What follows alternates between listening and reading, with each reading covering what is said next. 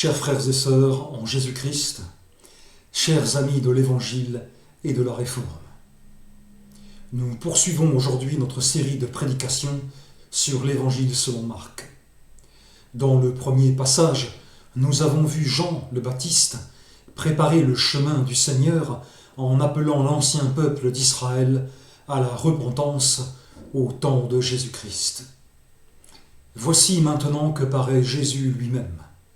Il entre en scène pour accomplir l'œuvre de Dieu, et c'est par son baptême et sa tentation que Marc inaugure le récit de son ministère. En ce temps-là, Jésus vint de Nazareth en Galilée, et il fut baptisé par Jean dans le Jourdain. Au moment où il sortait de l'eau, il vit les cieux s'ouvrir et l'Esprit descendre sur lui comme une colombe. Et une voix fit entendre des cieux ces paroles. « Tu es mon Fils bien-aimé, en toi j'ai mis toute mon affection. » Aussitôt, l'Esprit poussa Jésus dans le désert, où il passa 40 jours, tenté par Satan. Il était avec les bêtes sauvages, et les anges le servaient. Dans tout commencement, Dieu pose les fondements de son œuvre.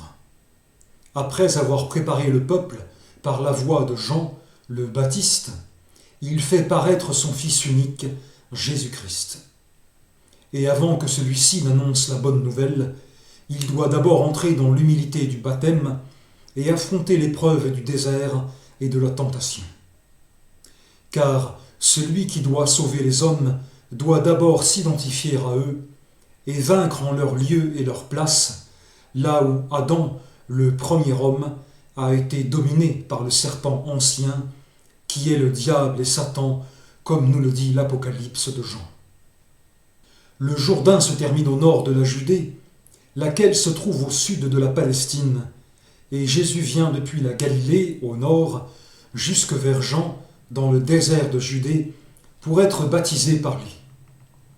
Les autres évangiles nous indiquent que Jean s'y est opposé, mais que Jésus a insisté afin que l'on fasse ainsi ce qui est juste, comme on lit par exemple au chapitre 3 de l'Évangile selon Matthieu. Il fallait que le Fils de l'homme s'identifie parfaitement aux hommes dans leur aliénation, afin de les sauver, même si pour lui le baptême de Jean, institué pour les autres hommes comme signe de repentance, devait signifier autre chose. Dans l'Ancien Testament, les prêtres et les rois recevaient une onction pour entrer dans leurs fonctions. Jésus, en s'abaissant à recevoir le baptême, montre qu'il prend sur lui la condition humaine pour accomplir sa mission rédemptrice. Cette signification du baptême de Jésus-Christ est révélée lorsqu'il sort de l'eau. Il est celui que Jean a annoncé et qui doit baptiser du Saint-Esprit les hommes repentants. C'est pourquoi il est lui-même revêtu de l'Esprit aux yeux de tous, et celui-ci descend symboliquement sur lui comme une colombe, alors qu'il l'habite depuis sa conception, comme nous lisons au chapitre 1 de l'Évangile selon Luc. La colombe symbolise la venue d'un être de paix, depuis les cieux, qui représente la demeure de Dieu, la dimension invisible et supérieure de la réalité où il habite, et qui est en fait sa propre substance, car il habite en lui-même et toutes choses subsistent en lui, comme nous lisons dans l'Épître aux Colossiens. Dans l'Ancien Testament, les cieux s'ouvrent à plusieurs reprises pour révéler la gloire de Dieu, ainsi dans le chapitre 1 du prophète Ézéchiel. Et l'Esprit repose parfois visiblement sur certains serviteurs de Dieu.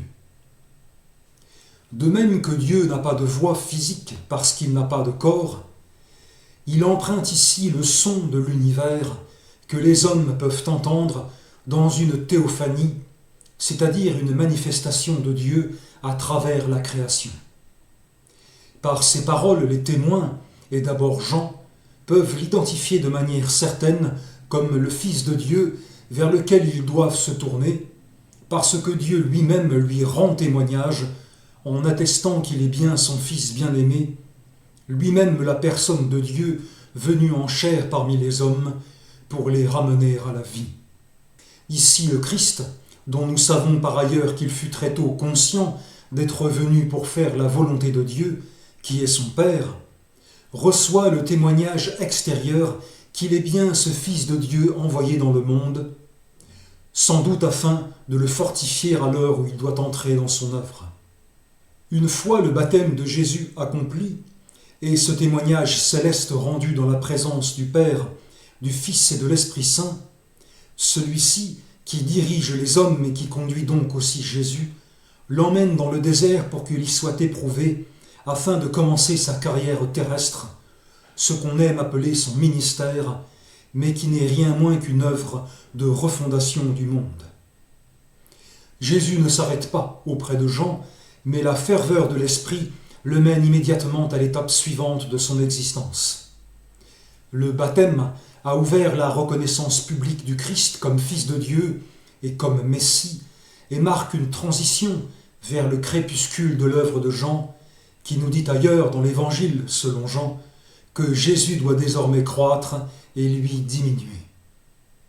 Mais le Christ doit désormais être éprouvé et affermi avant d'entrer dans ses œuvres qui sont celles de Dieu. Comme l'ancien peuple d'Israël avait traversé la mer et reçu la loi, avant d'être conduit pendant 40 ans dans le désert, Jésus, qui personnalise Israël, est conduit 40 jours dans le désert avant d'annoncer la bonne nouvelle.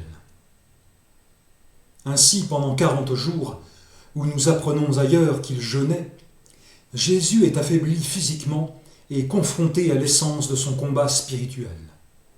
Éprouvé dans son corps par la faim, c'est dans la plus grande faiblesse qu'il est assailli par Satan, c'est-à-dire en hébreu l'adversaire, qui cherche à éloigner les hommes de Dieu. Celui-ci est aussi le diable, ou diabolos en grec, qui se jette en travers de la voie de l'homme pour l'égarer dans sa marche avec Dieu. Et ainsi tente-t-il le Christ pour l'éloigner de Dieu, alors que la révélation précédente le montre comme devant accomplir sur la terre l'œuvre divine à laquelle Satan veut s'opposer. Qu'en a-t-il compris ? Nous ne le savons pas exactement, mais sans doute assez pour chercher à le faire ici tomber, car s'il fait pécher Jésus-Christ, le Fils de Dieu devenu homme, il aura créé un fossé infranchissable entre Dieu et les hommes, et aura rendu impossible définitivement leur salut, puisque même le Fils de l'homme sera devenu pécheur, et qu'il n'y aura alors plus de solution de rédemption, Dieu divisé en lui-même. L'enjeu de cette tentation est donc incommensurable à l'univers créé, et c'est tout le destin de celui-ci qui se trouve ici mis en jeu. La tentation est authentique, évidemment, mais le Christ est impeccable. Conçu du Saint-Esprit et mis à part des hommes, conduit par l'Esprit dans toutes les voies de Dieu, il ne se pouvait qu'il pêche.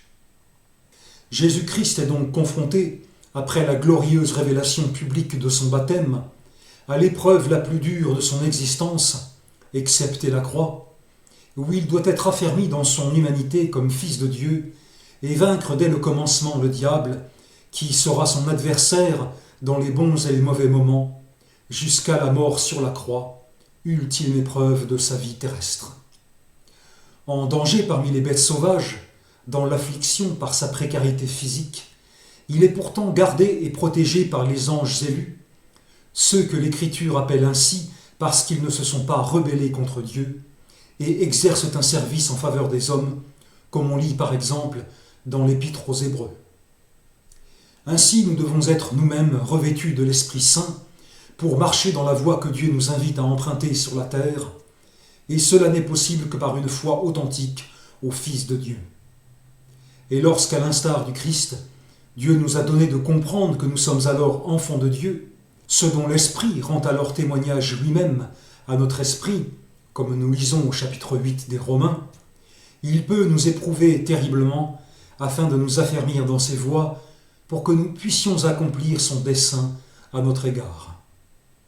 Mais si nous sommes affligés dans notre esprit ou notre corps, nous savons qu'il nous accueille et nous protège, et que les anges puissants du monde invisible eux-mêmes veillent sur nous.